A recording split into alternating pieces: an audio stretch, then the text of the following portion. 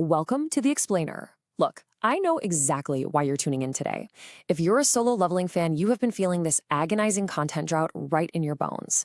The anime is on pause, the Ragnarok manhwa has been just painfully quiet since January of 2026. Honestly, it's a really tough time to be a Shadow Monarch. But there's a massive beacon of light cutting through all that silence, and that is exactly what we're breaking down today.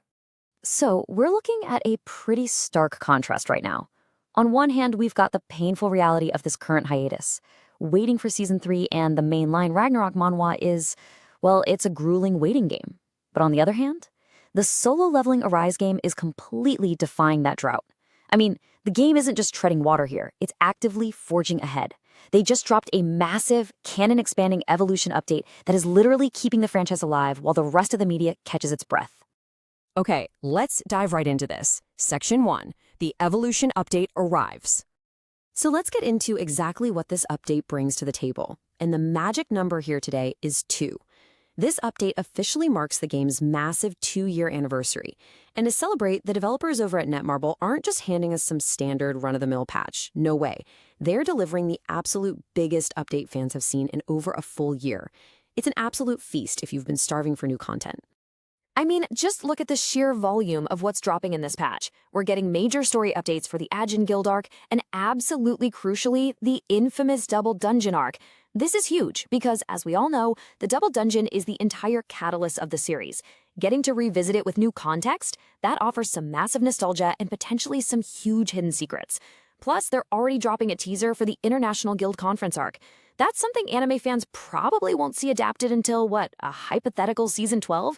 And come on, it wouldn't be a true anniversary without cosmetics. We're seeing fresh new skins for Jinwoo, Cha Hae-en, and yeah, even our favorite Shadow Knight, Igris.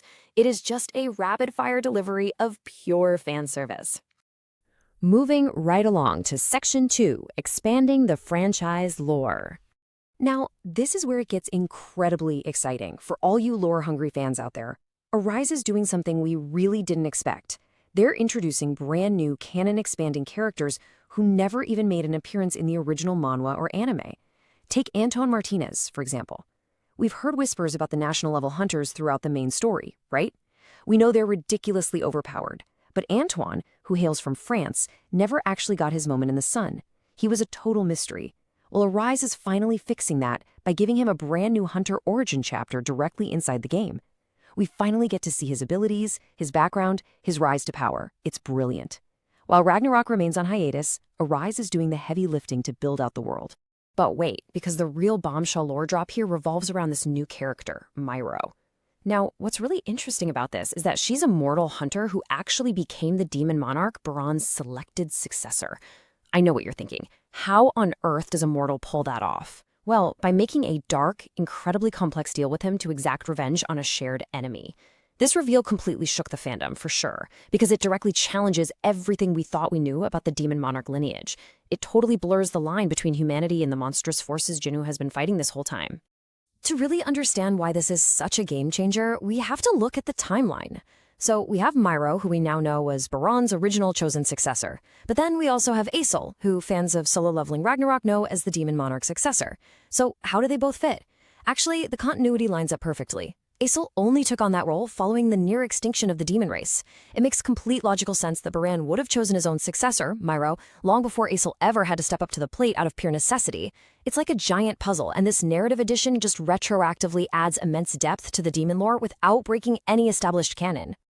And guess what? The roster expansion isn't stopping there. The devs have already teased that the absolute powerhouse himself, China's national-level hunter, Liu Zhegong, is expected to officially join the game's roster this coming June. So, if you were sitting there worrying about hitting another content drought right after the anniversary, you can rest easy. The pipeline is completely stacked. Which brings us to Section 3, the franchise's future roadmap. Okay, so the game is clearly thriving. But what about the rest of the solo leveling universe? Let's pivot back to the real-world timeline for a second. This quote right here from solo leveling producer Atsushi Kaneko is the beacon of hope we've all been clinging to. He said, "Some exciting news is coming in 2026. That is a clear, undeniable signal that the hiatus across the broader medium might soon be over. We just need to know exactly when and where to look." And this brilliantly illustrates exactly what your calendar should look like right now. Seriously, mark these dates down. May 6th is the huge 2-year anniversary live stream alongside the official Evolution update drop. But don't blink, because just 3 days later on May 9th, Kaneko himself is going to be a guest on a panel at Mumbai Comic-Con. And if we look just a little further ahead to July 2nd, we have Anime Expo. And Anime Expo is a venue where massive solo leveling announcements have historically been dropped. The wait is almost over, folks. So here's the absolute crucial takeaway.